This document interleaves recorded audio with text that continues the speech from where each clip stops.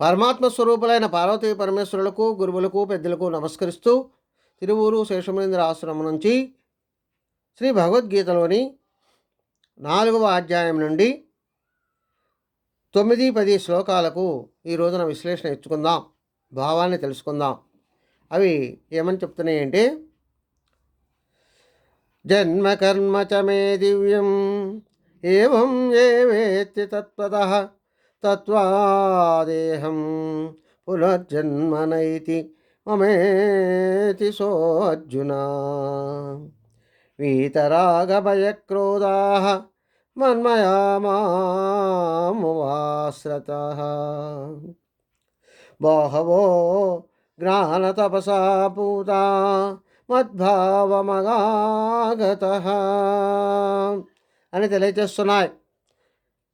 సాధకుడైనటువంటి అర్జునులకు శ్రీకృష్ణ పరమాత్మ ఈ విధంగా చెప్పడం జరుగుతుంది. ఏమిటంటే, నా యొక్క అవతారముల గురించి, వాటిలో నేను చేసే పనుల గురించి ఎవరైతే యథార్థంగా తెలుసుకుంటూ ఉంటారో అతడు ఈ ప్రస్తుత దేహం రాలిపోయినాక మళ్ళీ జన్మ ఎత్తడు, నన్నే చేరుకుంటాడు. ఈ ఆత్మకు ఇక జన్మ లేదు, శరీరము లేకుండా నాలో కలిసిపోతారు అని తెలియజేస్తుంది.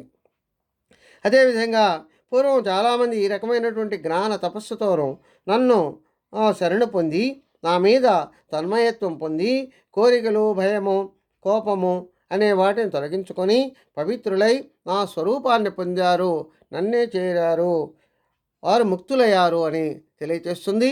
స్వస్తి. సర్వే జనా సుఖినో భవంతు.